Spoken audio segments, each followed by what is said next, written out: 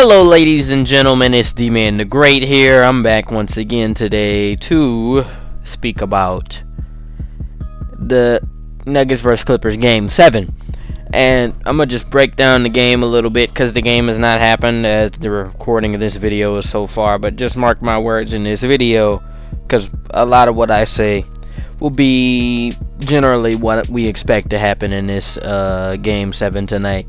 And we're just gonna break down and jump right into it, and because the Nuggets and Clippers have had a really tough series so far, I guess, but it was kind of a blowout the first couple of games, and then the Clippers stormed back the the Nuggets have stormed back the last two games from double-digit deficits to win those games, including the last one by double digits as well. And we're looking at the Clippers, who are the championship favorites at the beginning of the year, losing they pretty much they lost the enthusiasm that they've had at the beginning of the season. And now the Nuggets are in the driver's seat, and they're exactly where they want to be. The Clippers are trying to deny, and downplay everything. But this season can end very disappointing for the LA Clippers tonight, because they were supposed to play the Los Angeles Lakers in the conference finals, just like everyone else wanted them to. They were supposed to be able to just run through the whole Western Conference and be the stars of it. And we're just going to kind of jump into it. We're going to kind of look at an article as well while we go over this, because I'm looking at the CBS Sports article right now from Sam Quinn, and with the 3-1 lead, you generally expect the best basketball players in the world to come away with the series pretty easily, but it's looking like Jamal Murray and Nikola Jokic are just on a different level than anybody right now in the league, because it's like they're coming back. They just came back 3-1 against the Utah Jazz in a series they shouldn't have been down 3-1. And then in the series they should have been down 3-1 against the Clippers, they have come back to force a Game 7, which they very may well win. And this is very dangerous because the LA Clippers, there's some serious damage, and that's going to be some real trouble tonight if the Clippers lose this game.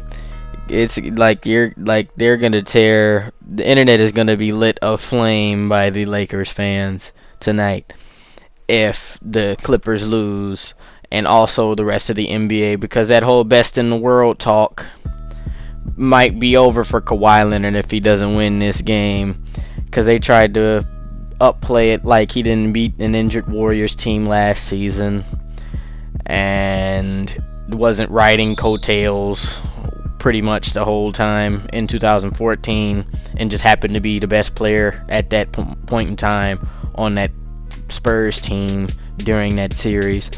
So it's pretty much it's insane. The Nuggets go to every Game 7, and they have the driver's seat here, because it could come down to another Kawhi bounce around Game 7 victory, which I don't know if we want to see. And Jokic is Jokic. He's the man. Jokic is most likely going to perform tonight. And if Jokic is Jokic, and they could get Jamal Murray to contribute what he normally contributes, this might be a walk for the Denver Nuggets. And Gary Harris has also stepped up, knocked down some big shots. Millsap came through big time in Game 5 and brought them back into it before Game 6.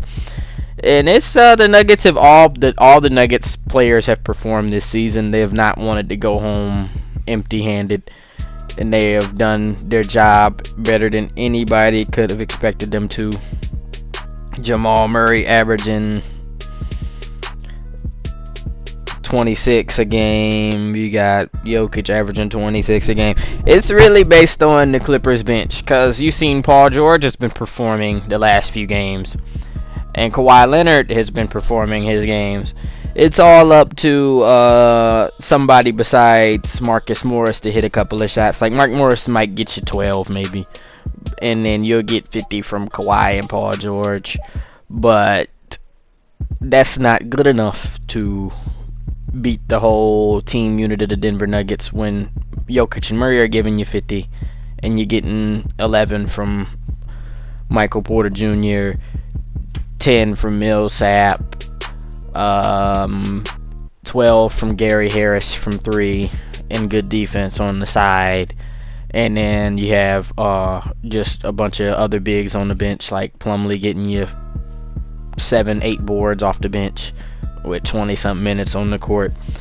And it's all about Montrezl Harrell performing to the 6th Man of the Year that he was recently given. He has to perform that. He has to perform. We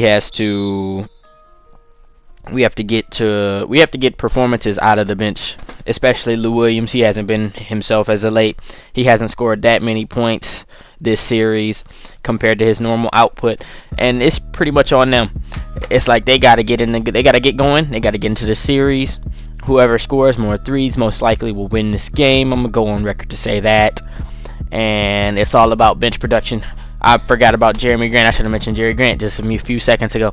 Jeremy Grant is going to give you 15, given the right shots most of the time being open. Torrey Craig is going to knock down a couple of open jumpers this game from 3. So it's all about that. Monte Morris is always a bucket. He got some buckets last game. And it's all on the defense of the Clippers. Can you make them shoot less? Just stop running them off that three-point line in the 4th. Stop them threes from raining on you. Just get into the zone and play some basketball for real. But I'll take that with a grain of salt, and I'll thank you guys for watching. Please like, comment, and subscribe, and I'll see you guys after Game 7.